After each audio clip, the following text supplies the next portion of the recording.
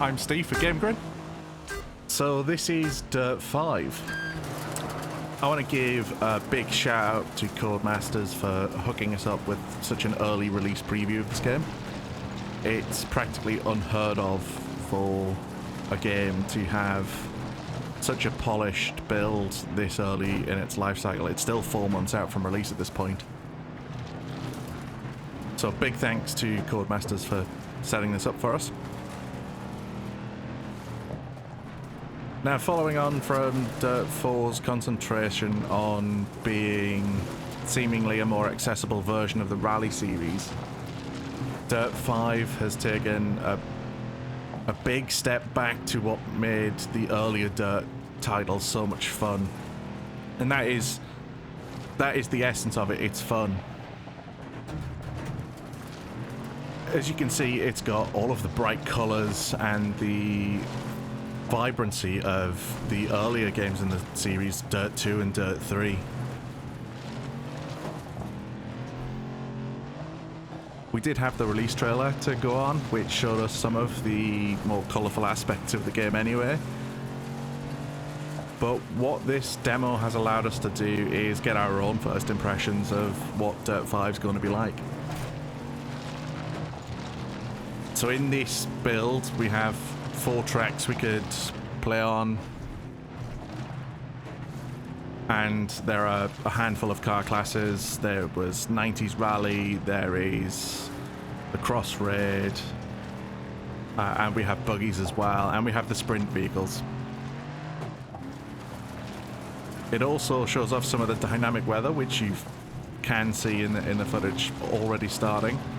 There is later on footage of heading far in Norway, which has probably the most intense weather effects I've seen.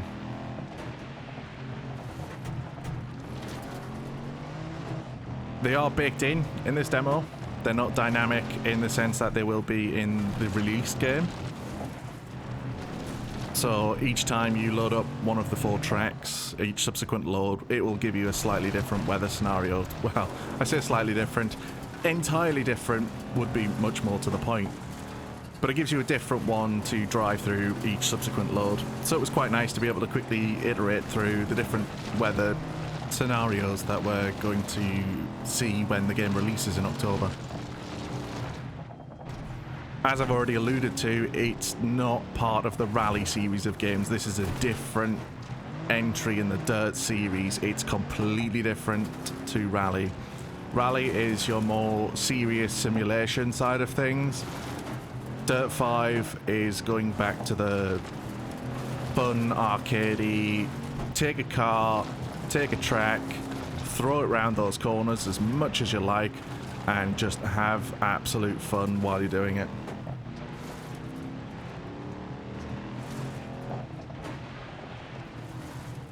Now, Codemasters did tell us that this build will work with a wheel and pedals.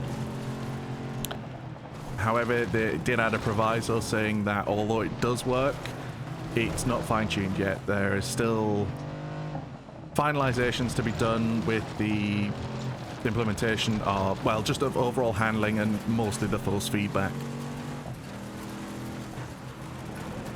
Now, because this isn't simulation like the Rally series,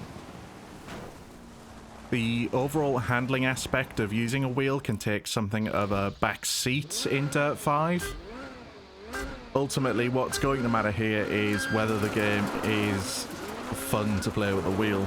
In the sense that you would go and throw your pound coins in the arcade machines because they're just fun to play. You're not there for a hardcore experience. You're there just to have fun. That's what's going to make or break the wheel aspect of Dirt 5 for me. And from the get-go, it was all very natural. There's no configuration to speak of in this demo build, and the fact that it just worked with the wheel and pedals was amazing. Like I say, there is no configuration. You can't change any button layouts or anything like that. It's just, this is what you're given. And for a build this early, that's fine. That's the kind of things they add in right at the end of the process. What really struck me at first when I was playing it is the the correlation between what I was doing with the wheel and what the driver is doing in game. As you can see, that it's almost a one-to-one relationship, apart from the parts where arms get crossed and they're changing gears with a small shifter beside them, whereas I'm using the paddles on the wheel. But everything felt very natural. I think the word I would probably use to describe playing even this early demo with a wheel was satisfying. It felt great just to take it into a corner at full speed, full tilt, just going straight for it, and catching the slide as you go around and pulling it back out the right way without ending up like you would in Dirt Rally, pointing the opposite direction or with your nose into a tree or on your roof. There are so many ways it can go wrong, but this has it pulls that kind of handling back a bit to make it a lot more accessible for everyone to play.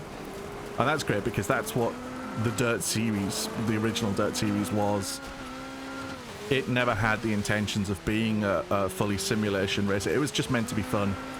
And I can happily say that fun is coming back to the Dirt series with Dirt 5. Now, I mentioned earlier the weather effects, the dynamic weather. It's currently teaming it down in the race that you're seeing in the background now. But the next race is Henningsvar in Norway, and this is the weather effect that really made me excited for just the sheer intensity of what some of these races can become.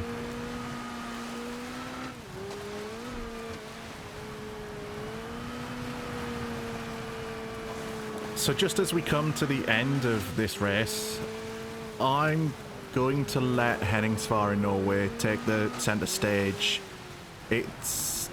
I'm driving one of my all-time favorite rally cars, the Mitsubishi Lancer from the 90s.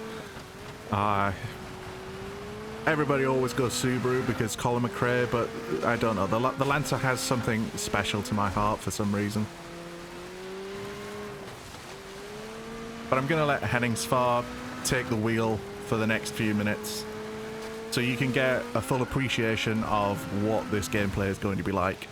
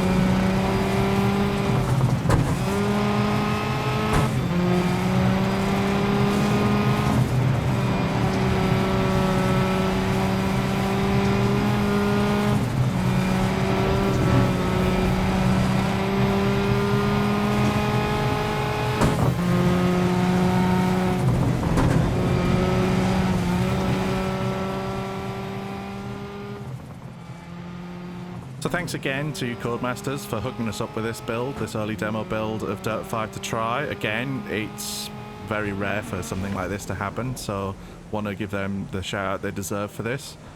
Dirt has been a series that's been long part of my gaming history, ever since picking up Dirt 1 on the Xbox 360 and playing it pretty much until the disc burned out itself. I've been Steve for GameGrin. Until next time.